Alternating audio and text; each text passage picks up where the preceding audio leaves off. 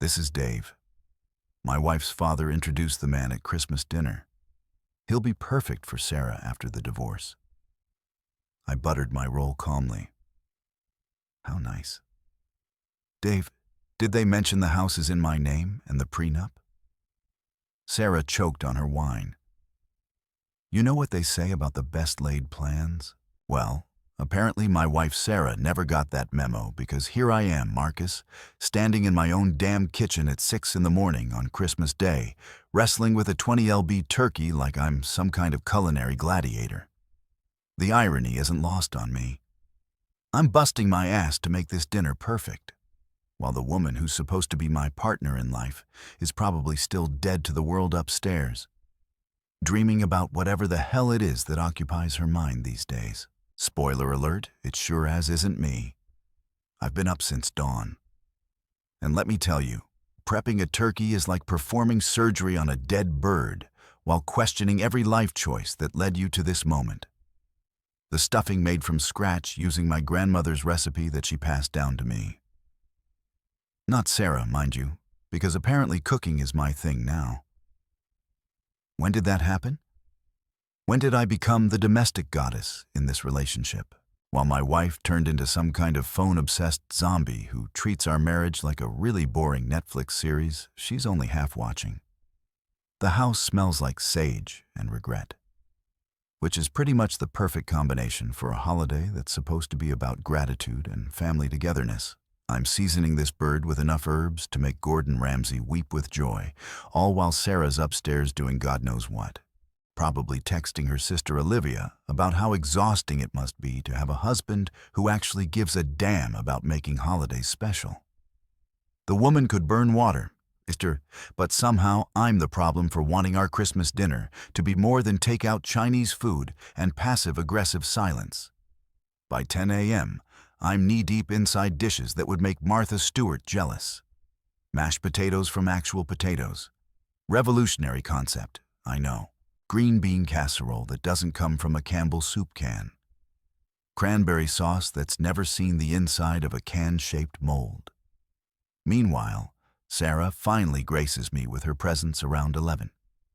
Stumbling into the kitchen like she's doing me some kind of massive favor by existing in the same zip code as the stove. "Morning, honey," she mumbles, not looking up from her phone. Not, "Thank you for doing all this work." Not, "Wow, everything smells amazing." Just a half-hearted greeting that sounds about as enthusiastic as a tax audit. She's already back to tapping away at her screen like she's conducting the New York Philharmonic through text messages. I want to ask her what's so damn important that it can't wait until after Christmas dinner. But I already know the answer would be some about staying connected or work stuff that somehow never seems to involve actual work. The real fun starts around 3 when her parents show up. Richard and Eleanor sweep into my house like they own the place, which is rich considering they've never contributed so much as a dinner roll to any family gathering. Richard's got that entitled swagger that screams, "I peaked in the 80s and never got the memo." While Eleanor's wearing enough jewelry to fund a small country's defense budget, they immediately start critiquing everything. The temperature of the house, the music I've chosen, the way I've arranged the furniture.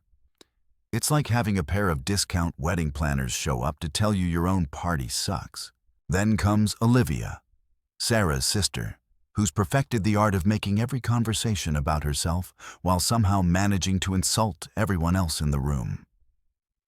She's got this talent for backhanded compliments that would make a Southern belle jealous. "Oh, Marcus, you've really outdone yourself this year," she says in a tone that clearly implies I'm some kind of performing monkey who's finally learned a new trick. Thanks, Olivia. Your enthusiasm is truly overwhelming. But here's where things get interesting. And by interesting, I mean completely up. Around 4:30, just as I'm pulling the turkey out of the oven like some kind of domestic god, the doorbell rings. Sarah jumps up with suspicious enthusiasm, practically bouncing to the door like she's expecting Publishers Clearinghouse to show up with an oversized check. Instead, she comes back with Dave.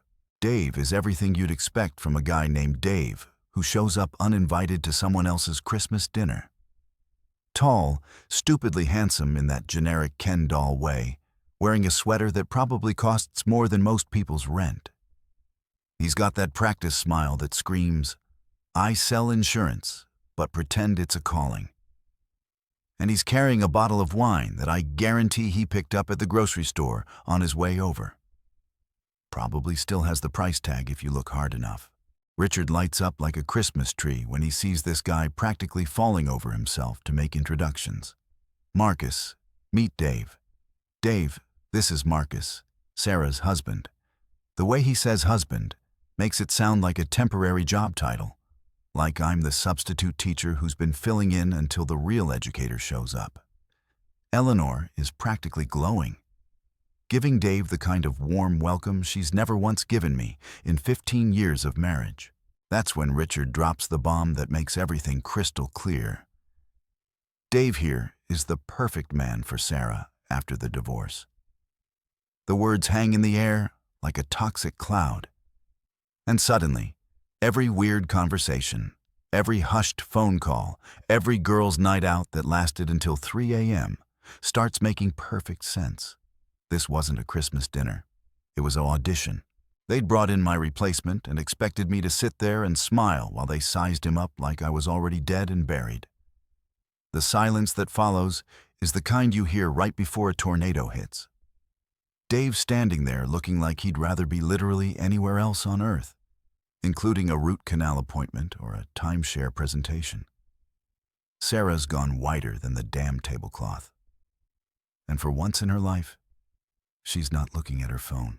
Even Olivia's managed to shut her mouth, which might be the first Christmas miracle of the day. So, what do? I butter my roll slowly, deliberately, like I'm performing some kind of sacred ritual. The butter melts perfectly across the warm bread, and I take my sweet time spreading it to every corner. Then I look up at this room full of people who apparently think I'm some kind of idiot. And I smile. Not a mean smile, not an angry smile. Just the kind of smile you give when someone's shown you exactly who they are, and you're grateful for the clarity. "How nice," I say, taking a bite of my perfectly buttered roll. Did they mention the house is in my name and the prenup?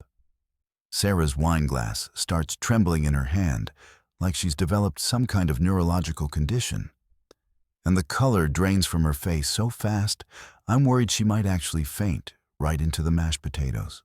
Dave's looking around the room like he's trying to figure out if this is some kind of elaborate joke, or if he's genuinely stepped into the middle of someone else's domestic nightmare.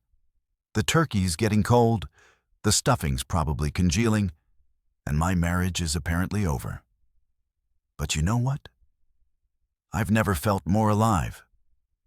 This is what happens when you spend months thinking you're going crazy, wondering why your wife's acting strange, the woman's acting like she just successfully orchestrated the merger of 2 Fortune 500 companies instead of what she actually did, which is invite some random dude to crash my Christmas dinner so he can steal my wife. "Oh, Dave," Eleanor gushes. And I can practically see the hearts floating around her head like she's a cartoon character who's fallen in love with the idea of being a matchmaker. "You simply must tell Marcus about your work. Richard was just telling me about your success in finance." She says finance like it's some kind of magical word that's supposed to make me drop to my knees in worship. "Lady, I've been running my own business since before your daughter learned how to balance a checkbook." Which, let's be honest, she still can't do without a calculator and 3 attempts. Richard jumps in like he's Dave's personal hype man, practically doing everything short of pulling out pom-poms and leading a cheer. "Dave here just made partner at Whitman & Associates," he announces, puffing up like a proud peacock, showing off feathers that aren't even his. One of the most prestigious firms in the city. His family has connections throughout the banking industry. The way he's talking, you'd think Dave personally invented money or discovered a new way to make rich people richer. Real Nobel Prize material. This guy, Dave's just standing there like a deer caught in headlights, probably wondering if he accidentally walked into some kind of reality show where the prize is a used wife and a heaping helping of family dysfunction. His nervous half-smile is doing that twitchy thing that happens when someone realizes they've stepped in something they can't easily scrape off their shoe. Good family, he keeps saying, like that phrase means something more than white, wealthy, and willing to overlook the fact that his potential future wife is still technically married to someone else. He's going on about Dave's connections, his education, his bright future. And I'm sitting here thinking, dude, your bright future just walked into a house that belongs to the guy you're trying to replace. That's not strategic thinking. That's like showing up to a knife fight with a business card. Then comes the real kicker. Eleanor leans forward with this conspiratorial whisper that's about as subtle as a fire truck, talking about the grandchildren Sarah deserves. Deserves. Like children are some kind of merit-based reward system. And Sarah's been racking up points by doing what exactly? Ignoring her current husband, spending my money, perfecting the art of being physically present but emotionally unavailable. If that's the criteria for deserving kids, then half the population should probably remain childless. Olivia is sitting there with this eating grin that makes me want to throw my dinner roll at her head. She's always been the family instigator, the one who stirs the pot and then acts innocent when everything boils over. She's loving every second of this, watching me squirm while her parents parade my replacement around like he's a prize bull at the county fair. Isn't Dave wonderful? She pipes up, batting her eyelashes like she's auditioning for a Disney movie about annoying sidekicks. So accomplished, so handsome. Sarah's so lucky to have met him. Met him, not will meet him or might meet him someday. Met him past tense like it's already a done deal, like they've already written me out of the story and moved on to the sequel. Nobody asked for the casual way she says it is almost impressive. It takes real skill to be that blatantly obvious while pretending to be subtle. Dave's looking more uncomfortable by the minute, shifting his weight from one foot to the other like he's standing on hot coals. The guy's obviously got some brain cells left, because he's starting to realize that this whole situation is more up than a soup sandwich. You can practically see the wheels turning in his head. Wait, did they invite me to dinner with her husband? Are they serious right now? What kind of family does this, meanwhile? Sarah's trying to play it cool, but she's about as smooth as sandpaper on a sunburn. She keeps shooting these panicked looks at her parents, like she's trying to telepathically tell them to shut the hell up and stop making this more obvious than it already is. But Eleanor and Richard are too caught up in their grand plan to notice that their daughter is slowly dying of embarrassment right there at the dinner table. I lean back in my chair, taking my sweet time with another bite of turkey, and decide it's time to drop some reality on this little fantasy they've constructed. You know, I say, keeping my voice conversational, like I'm commenting on the weather or the football scores. This is really interesting. All this talk about Sarah's future and what she deserves. I pause, letting the words hang there while I reach for the cranberry sauce. But here's the thing that's kind of funny. Well, funny to me anyway. This house we're sitting in, the one where you're all planning Sarah's bright new future, it's in my name. Inherited it from my grandmother before Sarah and I even met. The room goes quieter than a morgue at midnight. You could hear a pin drop, or in this case, you could hear Dave's confidence deflating like a punctured balloon. The guy's starting to understand that the secure future Richard's been selling him comes with a few complications, namely, that the security belongs to someone else entirely. But I'm not done yet. Oh no, we're just getting started. And that prenup Sarah signed. I continue spreading butter on another roll with the kind of deliberate precision that would make a surgeon jealous. The one she was so eager to sign because she was totally independent and didn't need my money. Yeah, that's still in effect. Ironclad, as they say in the legal business. I glance over at Dave, who's looking like he just realized he showed up to a poker game with Monopoly money. You probably understand contracts, right, Dave? Being in finance and all. The beautiful thing about truth is how it cuts through like a hot knife through butter. All their grand plans, all their smug assumptions about what they could get away with, all their careful orchestration of this little dinner theater, it all crumbles the moment reality enters the conversation.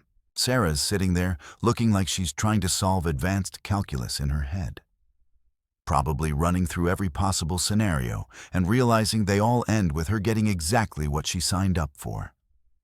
Nothing. Dave clears his throat, and you can tell he's trying to figure out how to gracefully extract himself from this cluster without looking like a complete. The poor guy probably thought he was walking into a simple family dinner where he'd charm the parents and ease his way into a relationship with a soon-to-be divorced woman. Instead, he's gotten a front-row seat to the realization that the woman isn't actually divorced. The husband isn't going anywhere, and the whole damn thing is more complicated than a Christopher Nolan movie. This is what happens when people assume they're smarter than everyone else in the room. They make plans based on what they want to be true instead of what actually is true. And then they act all shocked when reality shows up uninvited to their little fantasy dinner party. Now, here's where things get really fun. And by fun, I mean, I'm about to watch a bunch of grown-ass adults realize they've been playing checkers while I've been playing chess this whole time. See, the beautiful thing about being underestimated is that people tend to run their mouths and show their cards way too early. They've been treating me like I'm some kind of clueless schmuck who doesn't know his wife's been shopping around for an upgrade. But plot twist, I've known exactly what's been going on. And I've been prepared for this conversation longer than they've been planning this little ambush. I set down my fork and leaned forward.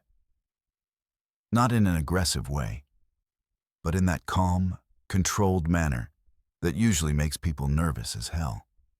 Let me explain how this works, I say, and my voice is so reasonable, it's almost scary. Since everyone seems a little confused about the financial situation here, I glance around the table, making eye contact with each of them like a teacher about to explain basic math to kindergartners who've been eating the crayons instead of using them. Everything Sarah and I own is separate. I continue taking another sip of wine like I'm discussing the weather forecast instead of dismantling their entire plan. My business shares. Mine. This house. Mine. My grandmother's estate that came with some very nice properties upstate. Also mine. The investment portfolio that's been doing pretty damn well. Thank you very much. You guessed it. Mine. Each word lands like a hammer blow. And I can see Dave's face going through more changes than a traffic light during rush hour. Sarah tries to jump in with some weak-ass protest, but I hold up a hand like I'm directing traffic. Now, before anyone starts getting their panties in a twist about how unfair this all sounds, let me remind everyone of a little thing called personal choice. I lean back, getting comfortable, because this is the part where I really start enjoying myself. Sarah agreed to every single word of that prenup. In fact, she insisted on it. The look on Eleanor's face is priceless. Like someone just told her that designer handbags are actually made by regular people who don't give about status symbols. That's impossible, she sputters. Because apparently the idea that her precious daughter might have made a decision without consulting the family council is more shocking than finding out Santa Claus is real and he's been embezzling from the North Pole. Oh, it's very possible, I say almost kindly, because there's nothing more devastating than gentle truth delivered with a smile. Sarah was very adamant about keeping our finances separate, said it was important for her independence, her sense of self-worth. I don't want anyone thinking I married you for your money, Marcus. I quote, doing a pretty decent impression of Sarah's voice when she's trying to sound noble and self-sacrificing. Real progressive thinking, you know, very feminist of her. Richard's face is turning an interesting shade of red that suggests his blood pressure might be reaching dangerous levels. Surely something like that can be renegotiated. He huffs because apparently he thinks marriage contracts work like cell phone plans, where you can just call customer service and upgrade your package. People change their minds about these things all the time. I have to laugh at that one. Not because it's funny, but because it's so beautifully naive. Not this one, Richard, I say, shaking my head like I'm genuinely sorry to disappoint him. This contract is what we in the business call airtight. Had it drawn up by the best lawyers money can buy. Cost me a pretty penny, but turns out it was worth every cent. I paused for dramatic effect because why rush a good moment? Funny thing about really good lawyers, they think of everything. Every loophole, every possible angle, every way someone might try to weasel out of what they signed. Dave's starting to look like he's doing complex math in his head, probably calculating exactly how much this whole situation is going to cost him in terms of emotional investment versus actual return. The guy's in finance, so he understands risk assessment. And right about now, he's realizing he's looking at a high-risk, low-reward scenario that any smart investor would run away from screaming. Olivia decides this is her moment to shine because she's never met an awkward situation she couldn't make worse. "You're being cruel, Marcus," she says, putting on that sanctimonious tone she reserves for moments when she wants to sound morally superior while being a complete marriages are about compromise, about working together. "You're absolutely right, Olivia. I agree, nodding like she's just shared the wisdom of the ages. Marriages are about working together. Which is why it's so interesting that Sarah worked together with all of you to plan this little dinner party without working with me on, I don't know, the minor detail of inviting her potential replacement to our house." I take another bite of turkey, chewing thoughtfully. But hey, I'm sure it just slipped her mind. You know how busy she gets with all that texting. Sarah finally finds her voice, though it comes out about as strong as watered-down coffee. "Marcus, you're making this sound worse than it is," she says, trying to laugh it off. But the laugh sounds like it's been strangled halfway out of her throat. "Dave's just a friend. A family friend." "A family friend," I repeat, nodding sagely. "Right. The kind of family friend who gets introduced as the perfect man for Sarah after the divorce by her father. That's some friendship, Sarah. Really deep stuff." I turn to Dave, who's looking like he'd rather be getting a root canal from a blindfolded dentist. "Dave, buddy, did you know you were just a friend?" Because the way Richard introduced you made it sound like you were auditioning for a very specific role in Sarah's post-divorce life. Dave opens his mouth, probably to say something diplomatic and lawyer. Why? But nothing comes out. Smart man. Sometimes silence is the best policy when you're standing in the middle of someone else's marriage exploding in real time. Richard's getting that particular shade of purple that suggests he's either about to have a stroke or start yelling. Possibly both. "Now see here, Marcus." He begins because apparently he thinks this is some kind of business negotiation where he can intimidate me into accepting whatever deal they've cooked up. There's no need to be difficult about this. We're all adults here. "You're absolutely right, Richard. I agree." Raising my wine glass in a mock toast. We are all adults, which is why I'm sure everyone will understand when I point out that adults are responsible for the consequences of their choices. I take a sip, savoring both the wine and the moment. And Sarah made her choices very clear when she signed that prenup. Very adult of her. Really, very responsible.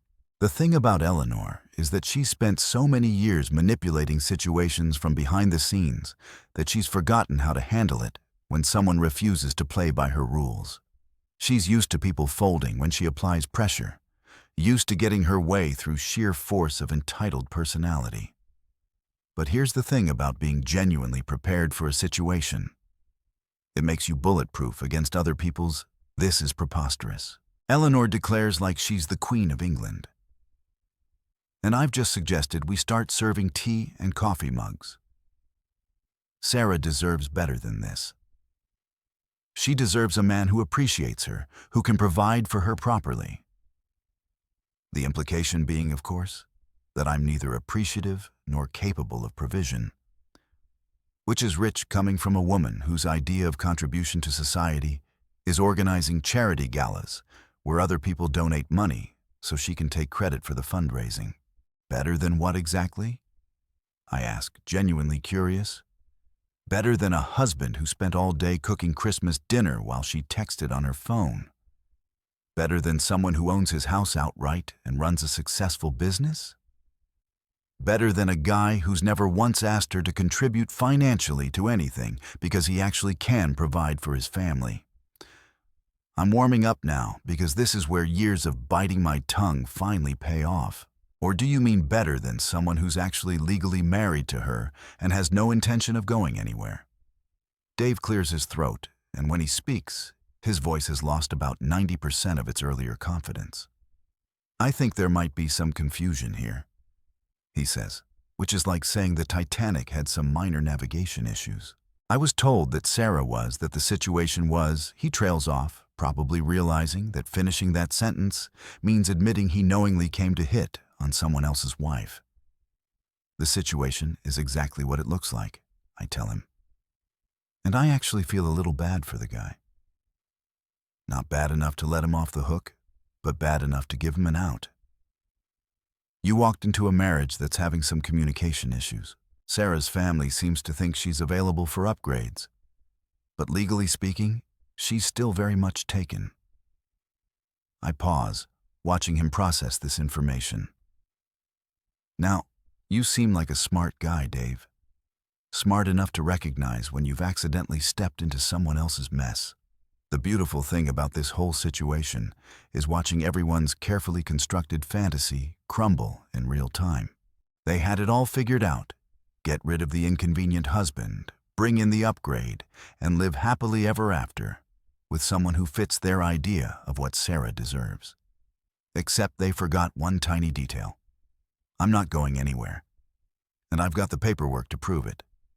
This dinner is turning into the world's most uncomfortable marathon, and I'm starting to think we should hand out participation trophies just for everyone managing to stay seated through the show. The turkey's getting cold, the wine's flowing like water at a Baptist wedding, and the tension in this room is thick enough to cut with a knife, which coincidentally might be a better use for the carving knife at this point than actually carving anything. Richard, bless his delusional little heart, decides that the solution to this awkward situation is to double down on his Dave sales pitch like he's trying to move a used car with a sketchy transmission. He starts going on about Dave's career trajectory, his family connections, his go-damn golf handicap.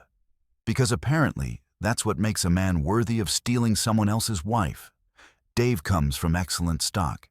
Richard announces like we're breeding Russell horses instead of talking about human beings. His father owns 3 car dealerships, and his mother sits on the board of the country club. Holy stop the presses, everyone. Dave's mom is on a country club board. Alert the media. Call the Pope. This changes everything. I mean, nothing says perfect husband material like having a mother who argues about tennis court maintenance and whether the club should allow colored socks with golf shoes. Real impressive credentials there, Richard. I'm sure that'll be super helpful when Dave's trying to figure out how to afford a divorce lawyer. Eleanor jumps back into the conversation like she's been shot out of a cannon, making these snide little comments about my small-time investments with this tone that suggests she thinks I'm running a lemonade stand instead of an actual business. Of course, Marcus does well enough for himself, she says in that patronizing way that makes you want to check if she's patting your head while she's talking. Though it must be difficult competing with real professionals in today's market. Real professionals.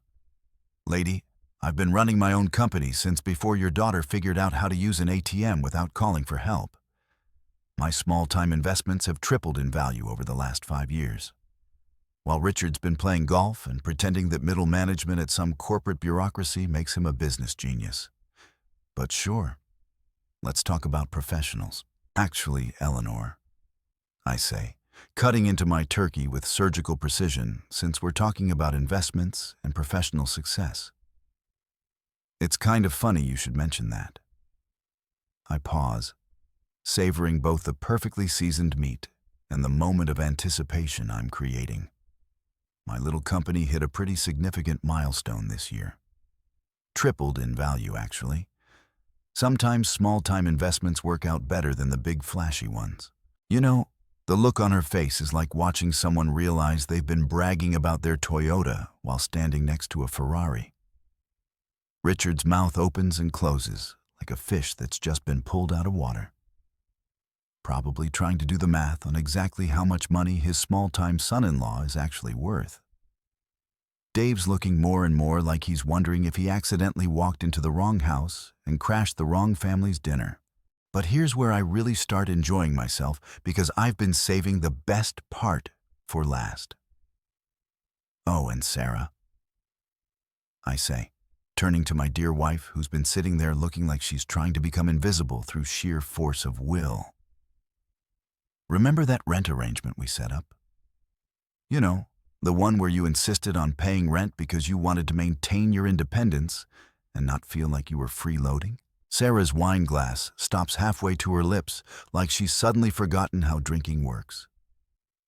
The color drains from her face faster than water going down a drain. And I swear, I can actually see her brain trying to figure out where I'm going with this, how badly it's going to hurt when I get there. Yeah, that was really admirable of you, honey. I continue because there's nothing more beautiful than truth delivered with a smile. Very principled, very modern, making sure you contributed financially to the household, even though you were living in a house that was already paid off. I take another bite of stuffing, chewing thoughtfully while everyone waits for the other shoe to drop.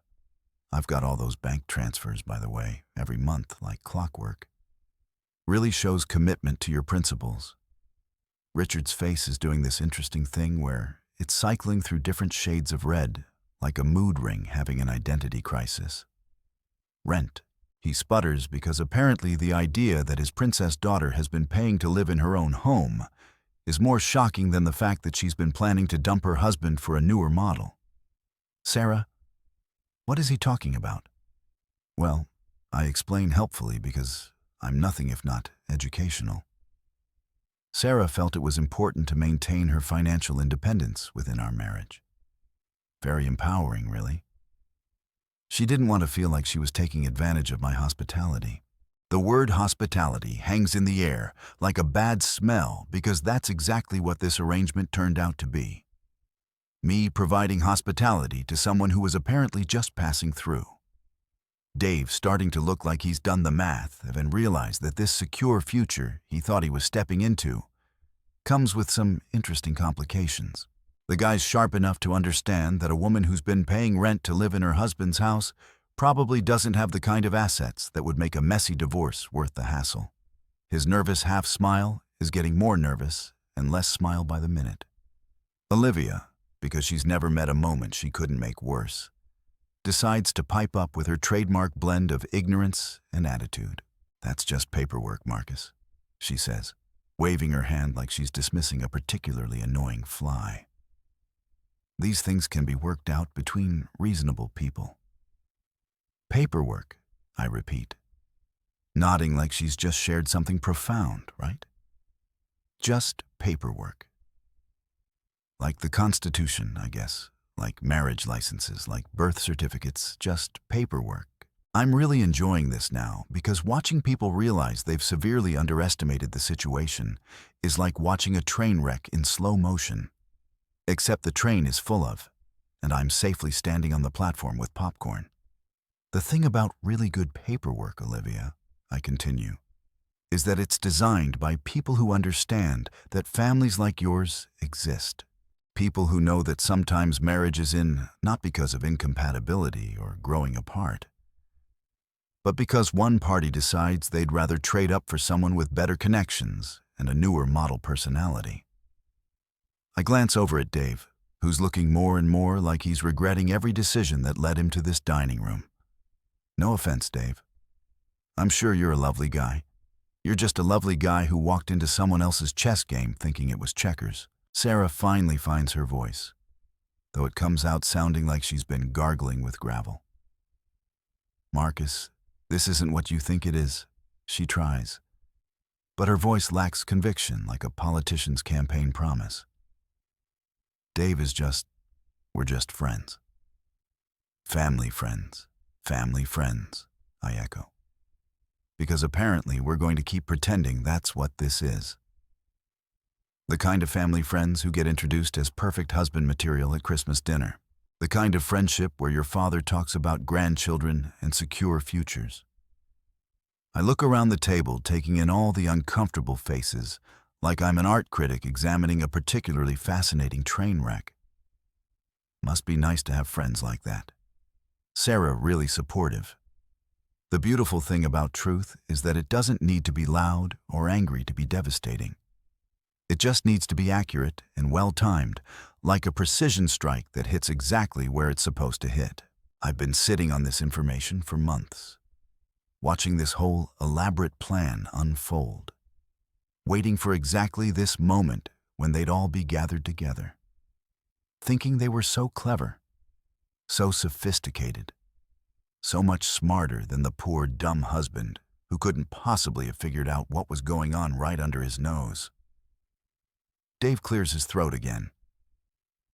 And I'm starting to think the guy might have developed some kind of nervous condition.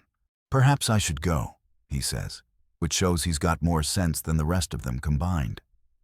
This seems like a family matter. Oh no, Dave, I say quickly, because I'm not done with this show yet.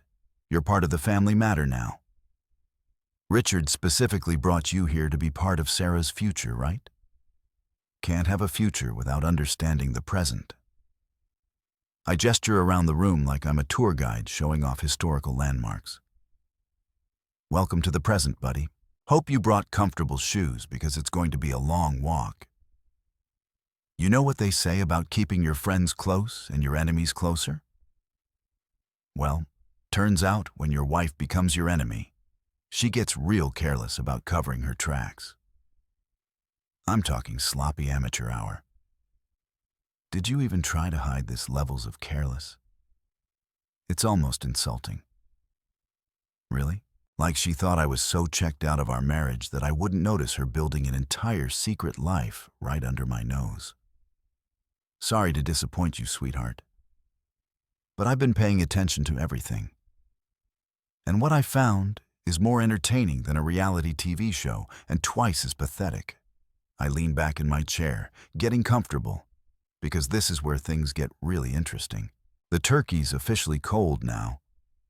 But who gives about dinner when you're about to serve up the main course of truth with a side of, oh, we're screwed?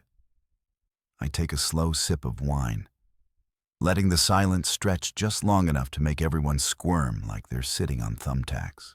Since we're all being so honest and open about Sarah's future, I begin, my voice calm as a lake on a windless day. I figured this might be a good time to share some interesting discoveries I've made recently.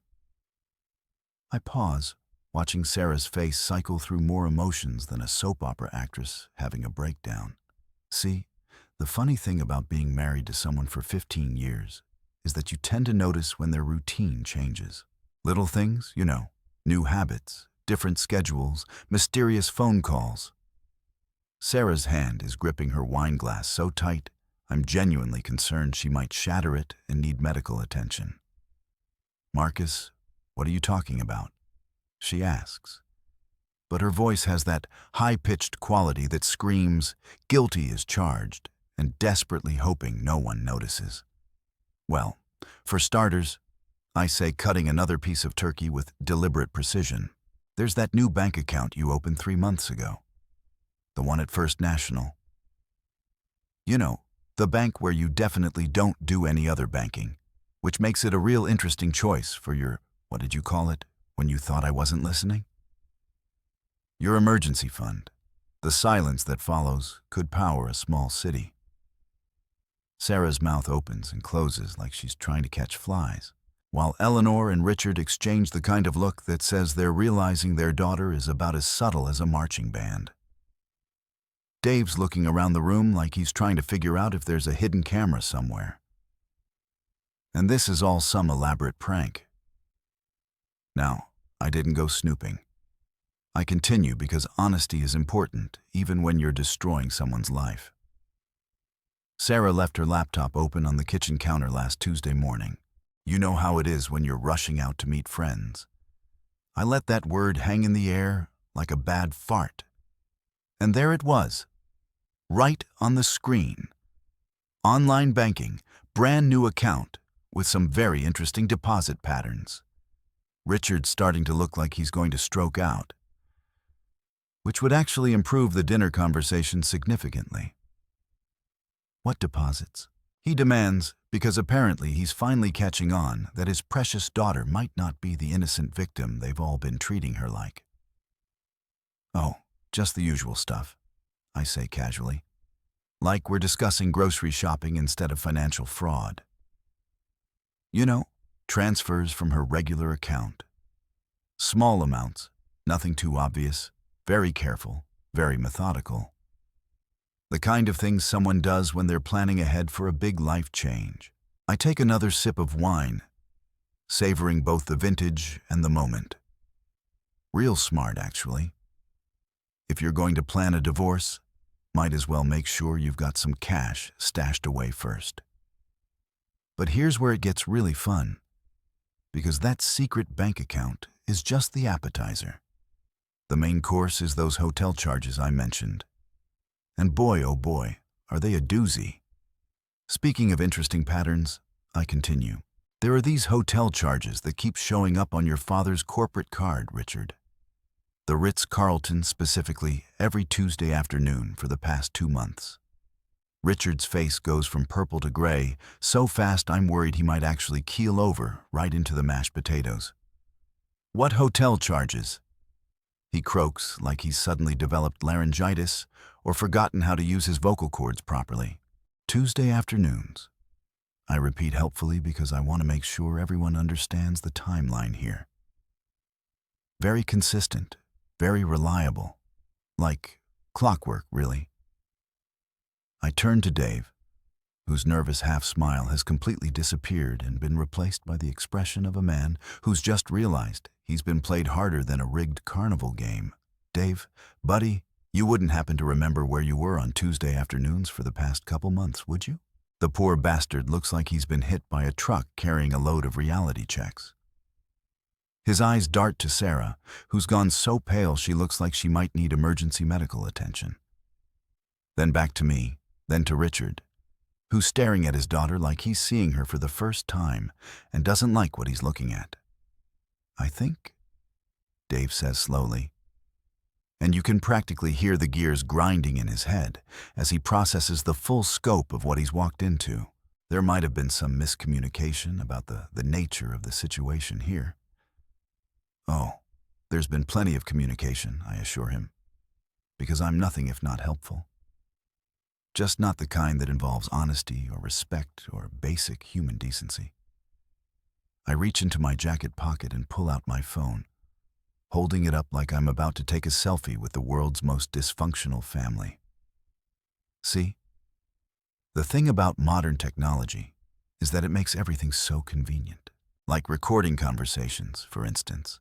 The temperature in the room drops about 40 degrees, and I swear I can hear Eleanor's jewelry rattling from how hard she's shaking.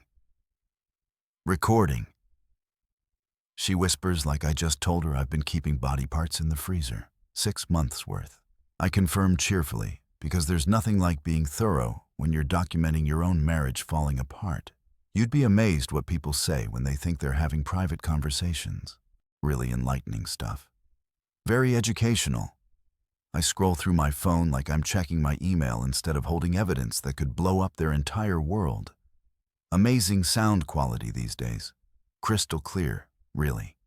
You can hear every word, every plan, every little detail about how you were going to handle the Marcus problem.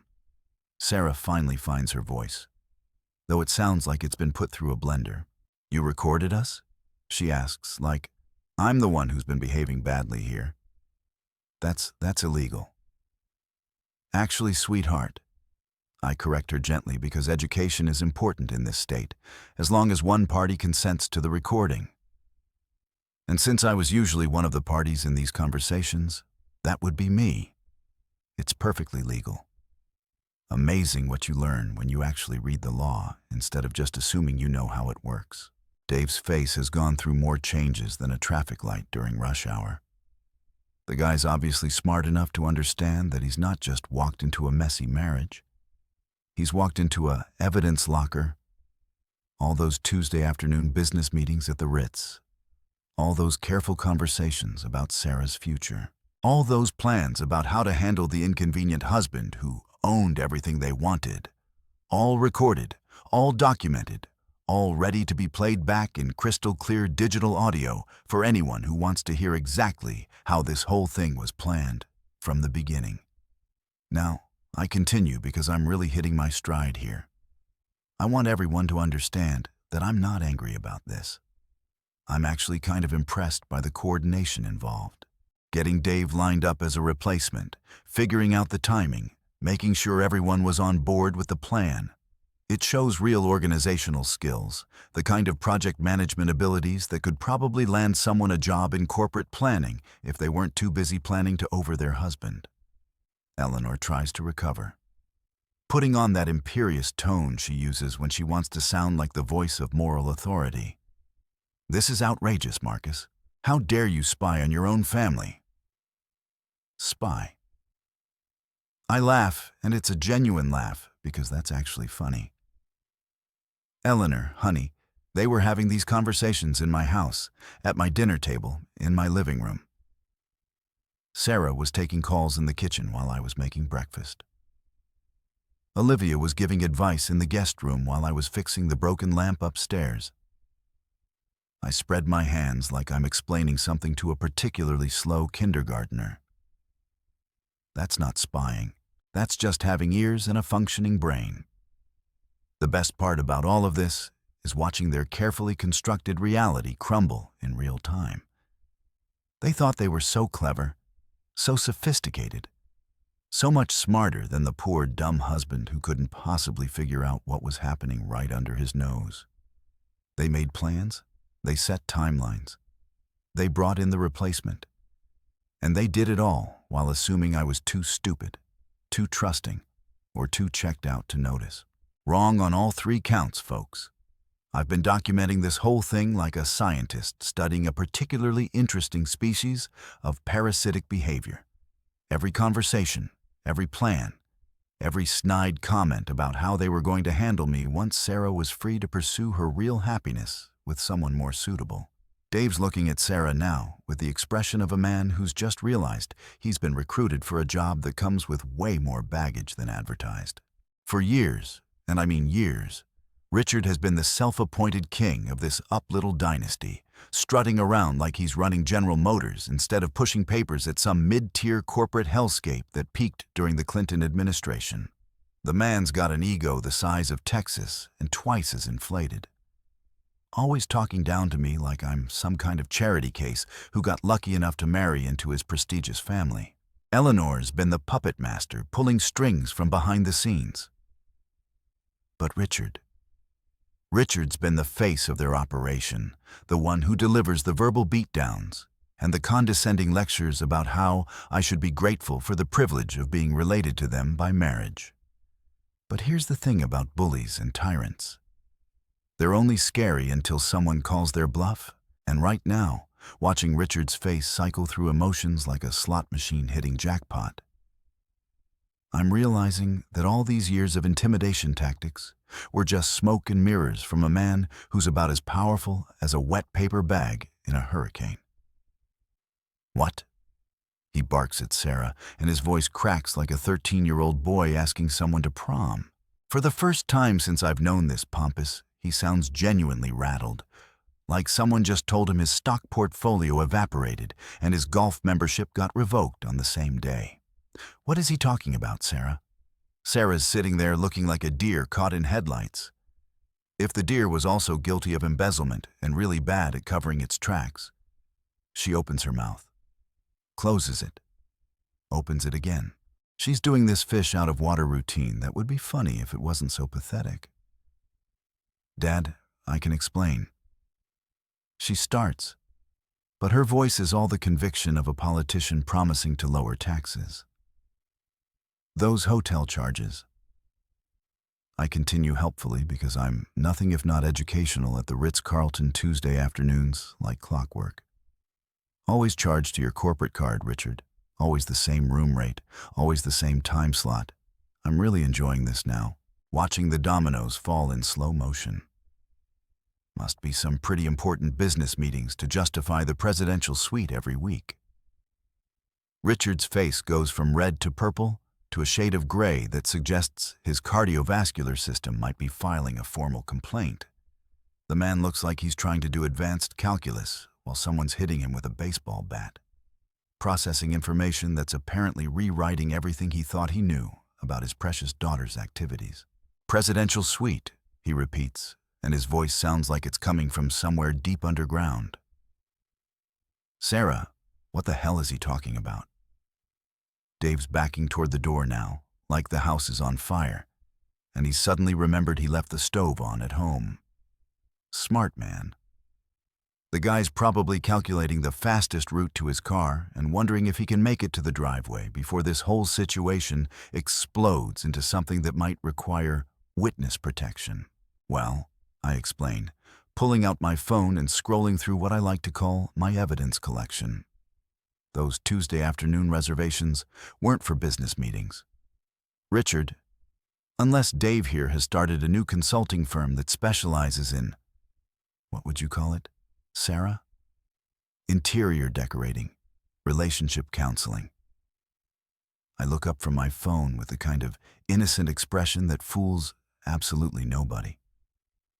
Or maybe it was market research. Yeah, that sounds professional. Eleanor tries to jump in with some damage control because she spent so many years managing the family's image that she probably thinks she can spin this into something wholesome.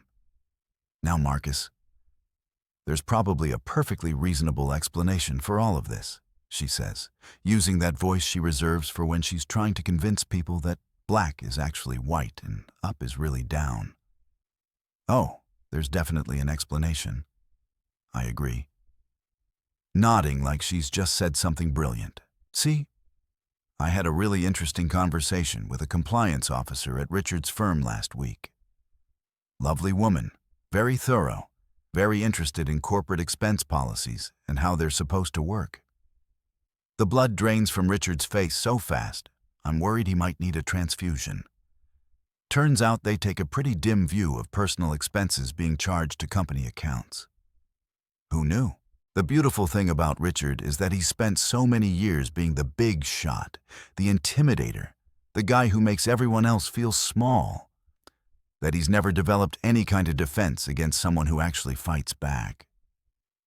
He's like a boxer who's only ever sparred with punching bags, suddenly finding himself in the ring with someone who hits back twice as hard. You did what? He roars, and for a second, I think he might actually launch himself across the table like some kind of demented holiday missile. You call my office. You spoke to compliance. Well, Richard, I say, spreading my hands like I'm the most reasonable person in the world. I was concerned about potential fraud. You know, misuse of corporate funds, falsifying expense reports, that kind of thing. Just being a good citizen, really, looking out for the integrity of American business. I take another bite of turkey, chewing thoughtfully while he processes the full implications of what I've just told him. They were very grateful for the information. Said they've been looking into some irregularities in your expense reports. Anyway, Dave's practically pressed against the wall now, looking like he's trying to melt into the wallpaper. The poor guy came here thinking he was going to have a nice dinner and maybe get a phone number. And instead, he's gotten a front row seat to white-collar crime confession hour. He's probably wondering if there's some kind of statute of limitations on being an accessory to whatever the hell this family has been up to. Sarah finally explodes, because apparently bottling up guilt and panic can only last so long before the whole thing blows like a shaken soda can. That's private. She shrieks like privacy is some kind of magic word that makes adultery and financial manipulation disappear. You had no right to go through my things. Your things, I repeat, because this is getting better by the minute. Honey, those hotel bills weren't your things. They were your father's corporate expenses. Public record technically, once they become part of an investigation. I leaned forward, getting serious for a moment, because this next part is important. And I didn't go through anything. You left your laptop open on the kitchen counter with your banking app logged in. That's not snooping. That's you being careless as hell. The table erupts like Mount Vuvius having a bad day. Eleanor's shrieking about invasion of privacy. Sarah's crying about trust and betrayal, which is rich coming from someone who's been planning to trade me in for a newer model. And Olivia is doing her usual routine of making everything worse by adding her own brand of helpful commentary. But Richard's gone completely silent, staring at his daughter like he's seeing her for the first time, and realizing she's not the person he thought she was. The man who spent years acting like he's the smartest guy in every room is finally doing the math and understanding that his daughter's stupidity might have just torpedoed his entire career.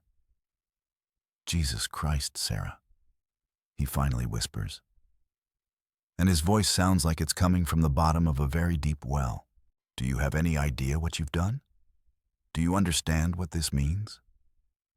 It means, I say helpfully, because I'm all about education, that those Tuesday afternoon business meetings are about to become very interesting reading for some federal investigators who specialize in corporate fraud. It means your expense account is going to get more scrutiny than a presidential candidate's tax returns. And it means Dave here probably wants to be anywhere else on Earth, right about now. Dave nods so vigorously, I'm worried his head might fall off.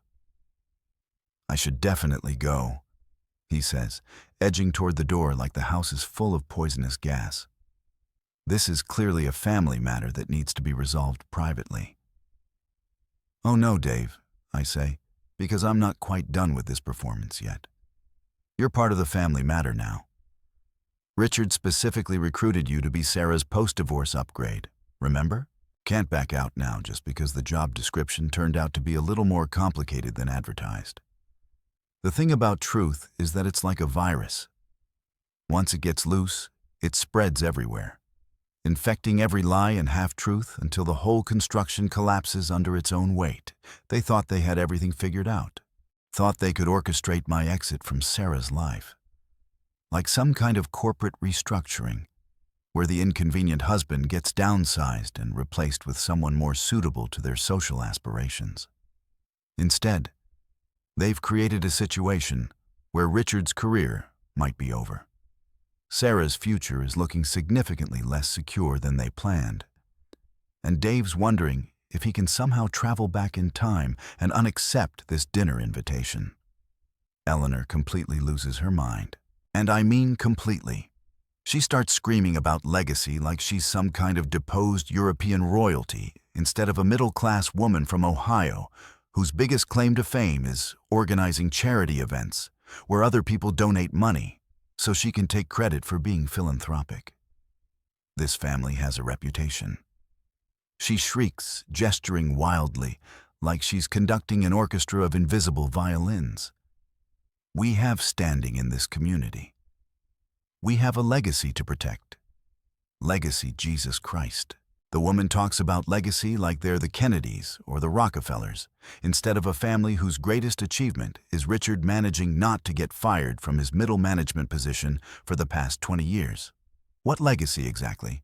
The legacy of looking down on people who actually work for a living. The legacy of manipulating situations to get what they want, regardless of who gets hurt. The legacy of raising a daughter who thinks marriage is just a practice round before she finds someone better. What legacy? I ask, genuinely curious. Because I'd love to hear her explain exactly what noble family tradition I'm supposedly destroying. By pointing out that her daughter's a cheating fraud and her husband's a corporate criminal. The legacy of entitlement. The legacy of thinking rules don't apply to you. Or are we talking about the legacy of spending other people's money while pretending you earned it? Sarah's crying now. Real tears streaming down her face, like someone just told her that designer handbags cause cancer and Starbucks is closing forever. I deserve more respect than this, she wails. Which is absolutely hilarious, coming from someone who's been lying to my face for months while planning my replacement behind my back. I deserve a man who appreciates me. Appreciates her. That's rich. I've been appreciating her lying ass for 15 years, cooking her dinner, paying for her lifestyle, listening to her complain about everything from the weather to the way I breathe while sleeping. I've appreciated her so much that I let her turn our marriage into a hotel where she gets to live rentree while treating me like the help. But apparently, appreciation means something different in Sarah's dictionary. Probably involves being wealthy enough to not notice when she's robbing you blind. Olivia, because she's never met a bad situation she couldn't make worse, decides this is her moment to really shine. She jumps in with both feet like she's diving into a pool of toxic waste, pointing her finger at me like I'm the villain in this little soap opera. "You're ungrateful, Marcus," she declares, putting on that righteous indignation act that she's perfected over years of being a professional victim. After everything this family has done for you, everything they've done for me. I have to laugh at that one. A real belly laugh that probably sounds a little unhinged, but feels absolutely fantastic. Everything you've done for me, I repeat, wiping my eyes because that's genuinely funny. Like what exactly? Treating me like hired help at family gatherings, making snide comments about my work, constantly suggesting that Sarah could do better? Or are you talking about the more recent stuff like planning my divorce without bothering to tell me about it? Dave's edging toward the door like the house is about to explode, which, let's be honest, it kind of is. The guy keeps muttering about not knowing what he'd stepped into, which shows he's got more sense than the rest of them combined. I had no idea. He keeps saying like he's trying to convince himself as much as anyone else.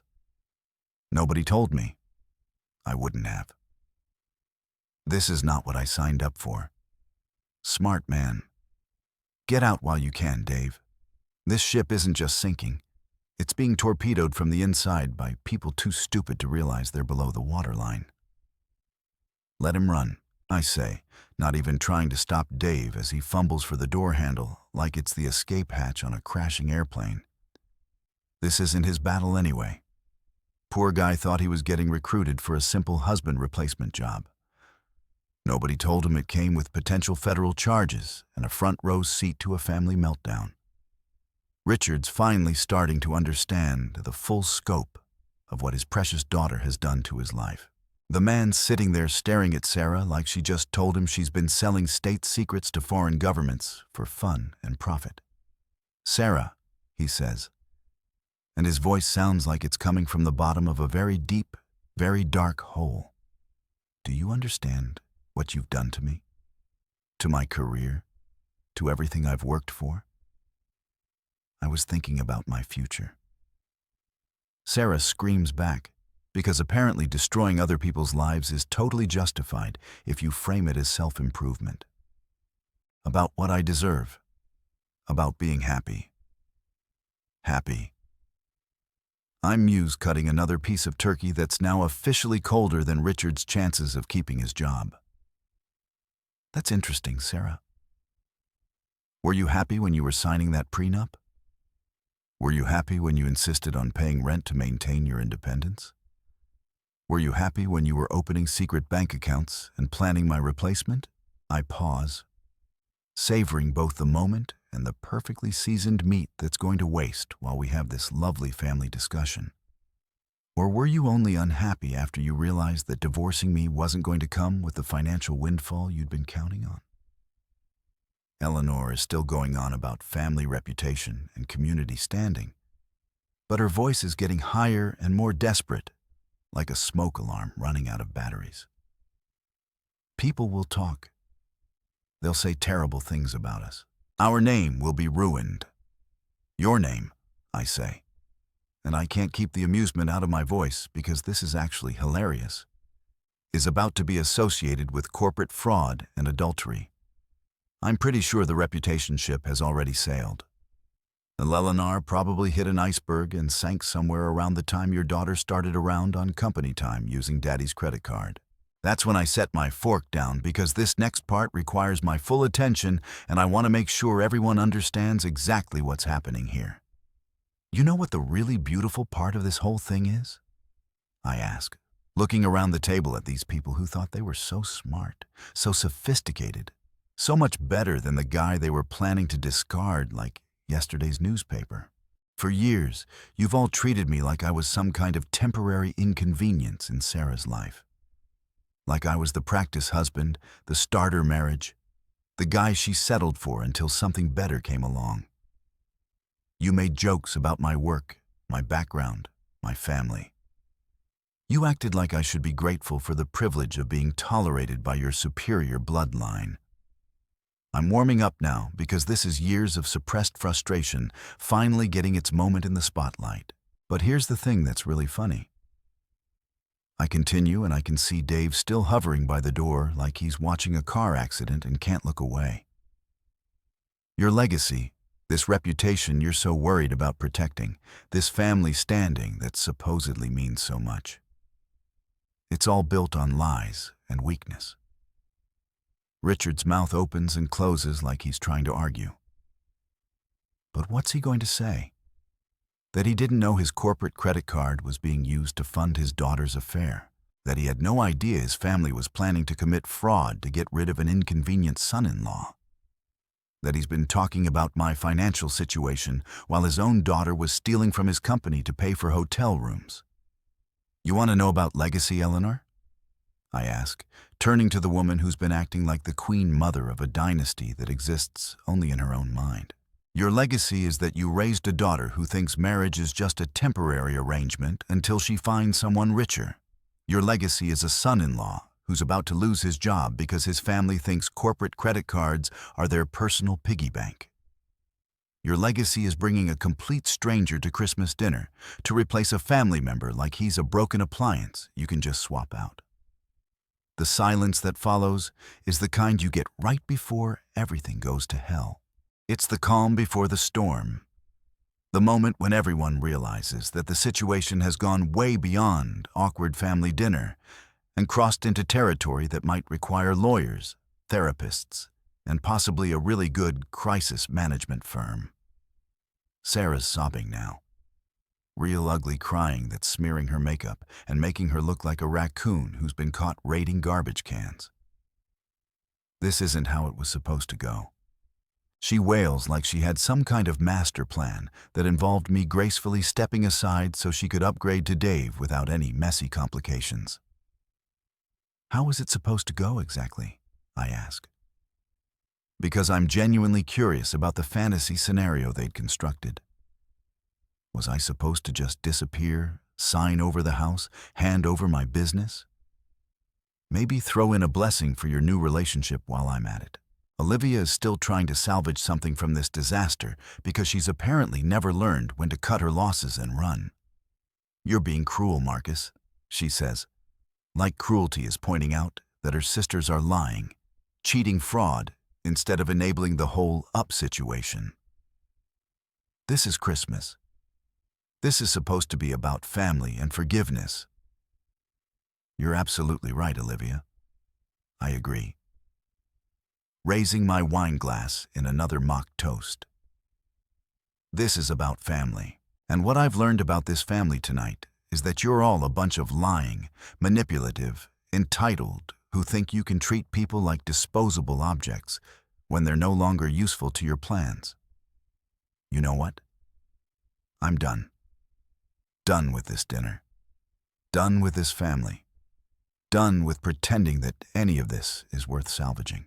I push back from the table and stand up, feeling lighter than I have in months, like someone just removed a 50 lb weight from my shoulders that I didn't even realize I'd been carrying around.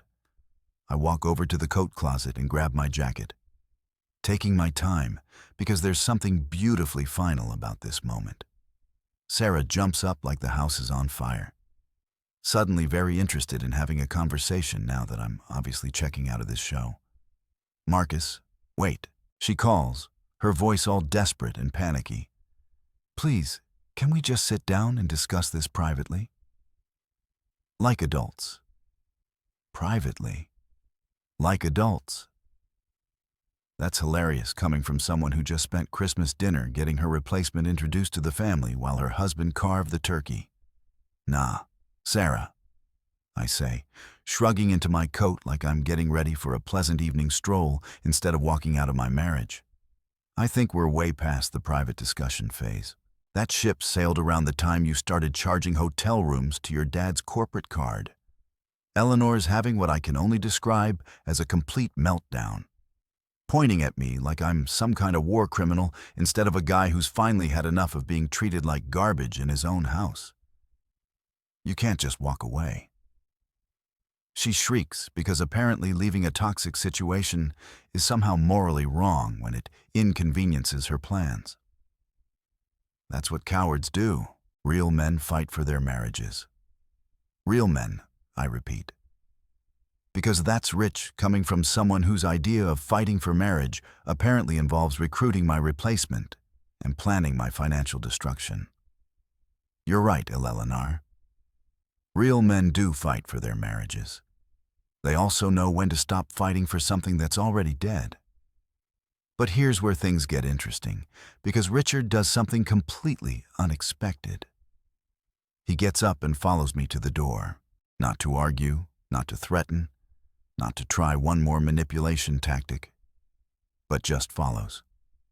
The guy who spent years treating me like an unwelcome guest in his daughter's life suddenly looks older than his years, tired in a way that goes deeper than just physical exhaustion.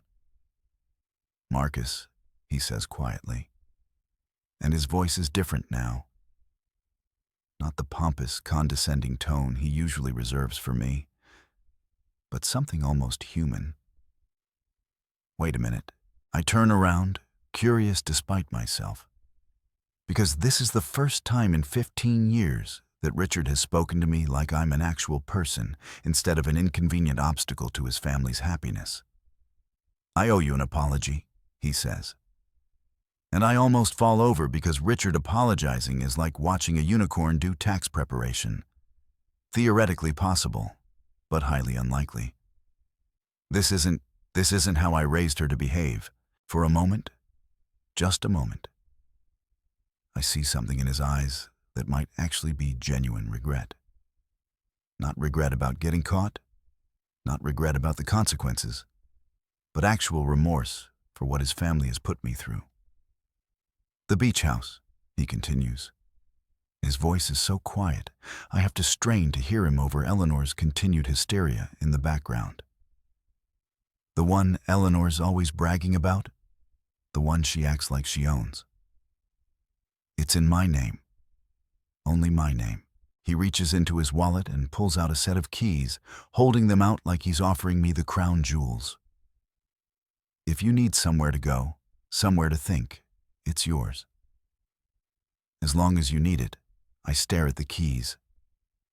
Because this is not how I expected this conversation to go. "Why?" I ask. Because I genuinely don't understand what angle he's working here.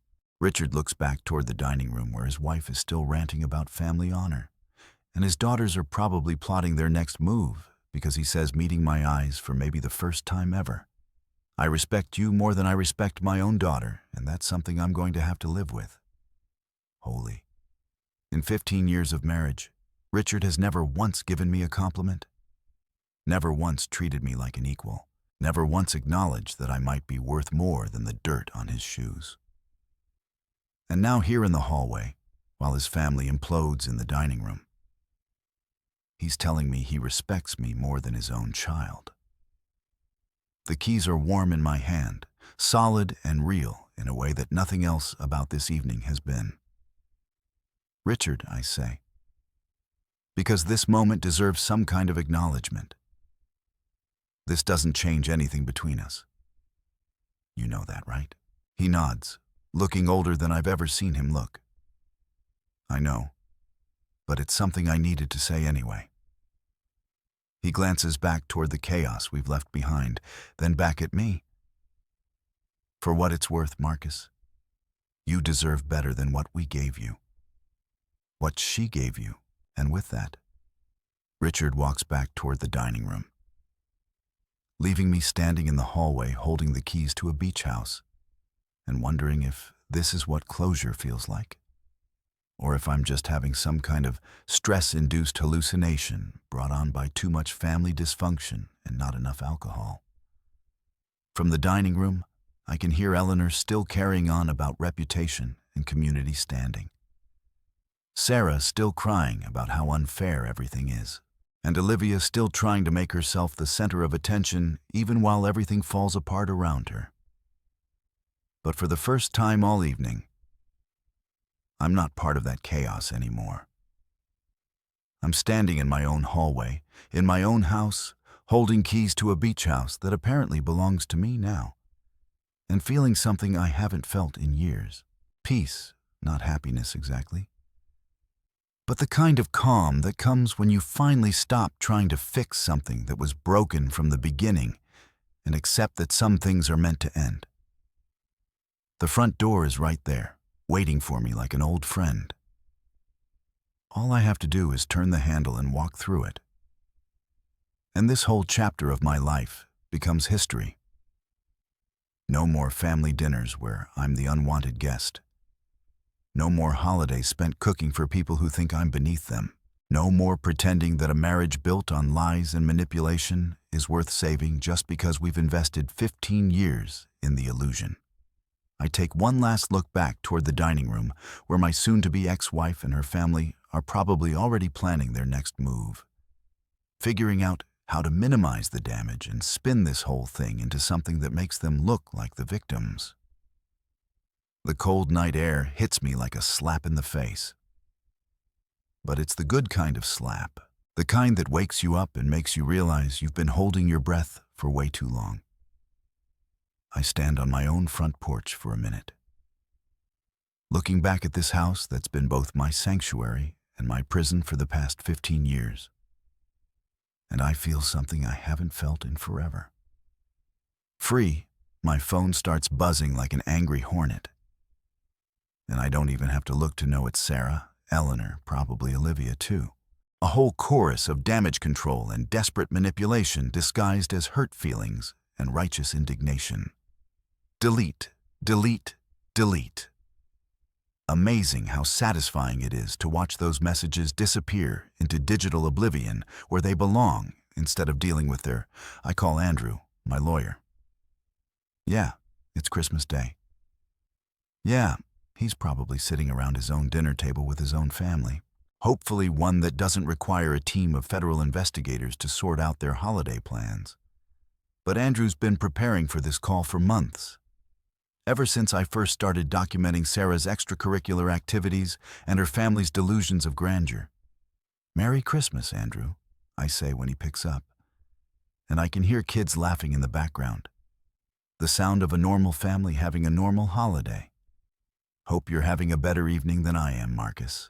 He sounds surprised, but not shocked. We've been planning this conversation for a while now. Everything okay? Actually, everything's perfect. I tell him, and I mean it. I want to file the papers first thing Monday morning. All of them. Divorce, fraud report, the whole package we discussed. There's a pause. Then Andrew's voice comes back. All business. You sure about this? No going back once we start. Never been more sure of anything in my life. I say, climbing into my car and starting the engine. As I pull out of the driveway, Bing Crosby comes on the radio singing about dreaming of a white Christmas. and I turn it up loud enough to drown out any second thoughts I might have had. This isn't loss. This is liberation. The house is mine. My business is secure. And my future just became a hell of a lot brighter without Sarah's family dragging me down like anchors on a sinking ship.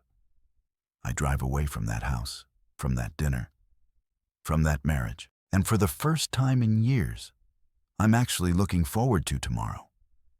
Freedom tastes better than any Christmas dinner ever could. By the time I pull into my driveway at my house that belongs to me and only me, I feel like I've just finished running a marathon and discovered I actually won the damn thing. The house is quiet, peaceful mind. No more Eleanor screeching about reputation. No more Richard acting like he's doing me favors by existing. No more Sarah treating our marriage like a stepping stone to something better. I pour myself 3 fingers of the good scotch. The 18-year-old Macallan I've been saving for a special occasion. Turns out the death of a shitty marriage is pretty special after all. I raise the glass to the empty room, to the silence, to the beautiful absence of people who've spent years making me feel like a stranger in my own life. Merry Christmas, Marcus, I say out loud, because sometimes you've got to be your own cheerleader. Merry Christmas, freedom. The scotch burns just right. Going down, warm and smooth and expensive as hell. Richard's family can keep their delusions, their legacy, their carefully orchestrated replacement plans. Sarah can cling to Dave if the poor bastard's stupid enough to stick around after tonight's performance. Olivia can keep being a professional victim, and Eleanor can drown in her need to control everything that moves. But me, I've got something better than all their schemes and manipulations combined. Independence. Real independence. Not the fake kind Sarah was always talking about while living in my house and spending my money. The kind of independence that comes with owning your own life, making your own choices, and not having to pretend that toxic people are worth keeping around just because you share DNA or wedding vows. This isn't the end of my story. It's the beginning. The beginning of mornings without passive-aggressive comments over coffee. The beginning of holidays that don't require a team of therapists to process. The beginning of a life where I don't have to constantly prove my worth to people who were never worthy of my time in the first place. I settle into my favorite chair, the one Sarah always complained was too comfortable and made the living room look too masculine. And I realize something that makes me smile for the first time all day. This wasn't the worst Christmas dinner ever. This was the best Christmas gift I've ever given myself. The gift of walking away. The gift of choosing myself over their dysfunction. The gift of finally understanding that sometimes the best thing you can do for yourself is stop fighting for people who are never fighting for you. Merry Christmas to me.